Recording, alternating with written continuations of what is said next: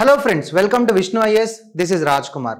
రీసెంట్గా America golden dome అనే ఒక కొత్త క్షిపణి రక్షణ వ్యవస్థని తీసుకురావడం అయితే జరిగింది. ఇది ఇజ్రాయిలీ తరహాలో, ఇజ్రాయిల్లో మనకి ఐరన్ డోమ్ ఉందన్నమాట. ఇజ్రాయిలీ తరహాలో దీన్ని ఏర్పాటు చేయనున్నారు.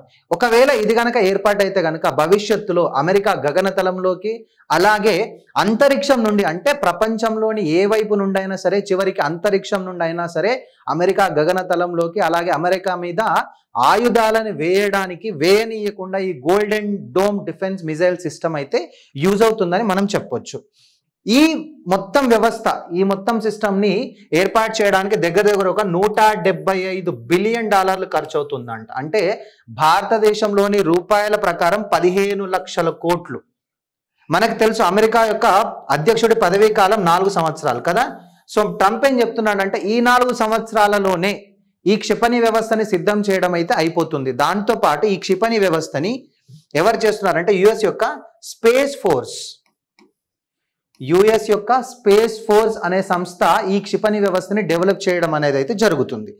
ఒకవేళ ఇది కనుక డెవలప్ అయితే కనుక, అంటే చెప్పాను కదా, ప్రపంచంలోని ఏ వైపు నుండి ఏ క్షిపణిని ప్రయోగించినా, చివరికి అంతరిక్షం నుండి ప్రయోగించినా కూడా వాటిని ఇంటర్సెప్ట్ చేయగల సామర్థ్యం అయితే దీనికి ఉంటుంది.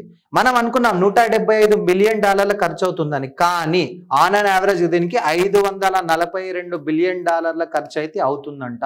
To make America more strong with respect to the defence system. ఒకవేళ ఇది కనుక జరిగితే క్రూయిజ్ క్షిపణులు కావచ్చు, బాలిస్టిక్ క్షిపణులు, హైపర్సోనిక్ క్షిపణులు, డ్రోన్లు, అణుదాడుల నుంచి రక్షించి అమెరికాని సేఫ్గా ఉంచుతుంది ఈ గోల్డెన్ డోమ్ సిస్టమ్.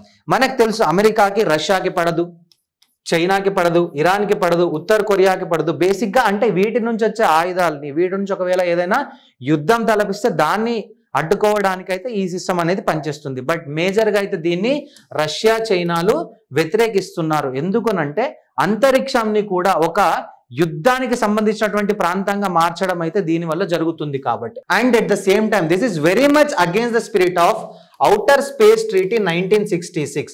అంటే దీని ప్రకారం ఏంటంటే వెపన్స్ కానీ, లేకపోతే వెపన్స్ ఆఫ్ మాస్ డిస్ట్రక్షన్ కానీ, లేకపోతే న్యూక్లియర్ వెపన్స్ కానీ ఇవి అంతరిక్షంలో మోహరించకూడదు.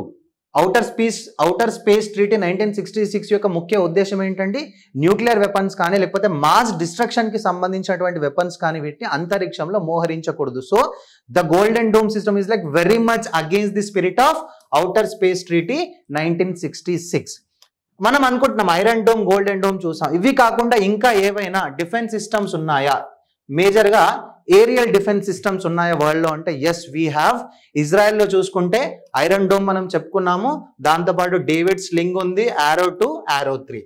Iron dome is a short range, David sling is a short to medium range and medium to long range. Arrow 2 and 3 వచ్చేసి ఇవి లాంగ్ రేంజ్ మిజైల్స్ అన్నమాట. నెక్స్ట్ S-400 ట్రయంఫ్, మనం ఇది యూజ్ చేస్తున్నాం, రష్యా నుండి తీసుకున్నాం మనం టెక్నాలజీని. This is a long range air defence system. The terminal high altitude area defence third, this is in US. ఇది intercepts ballistic missiles. Ballistic missiles ఒకవేళ దేశం మీదకి వస్తుందంటే దాన్ని కొట్టేస్తుంది అనమాట ఈ థర్డ్ సిస్టమ్ అనేది.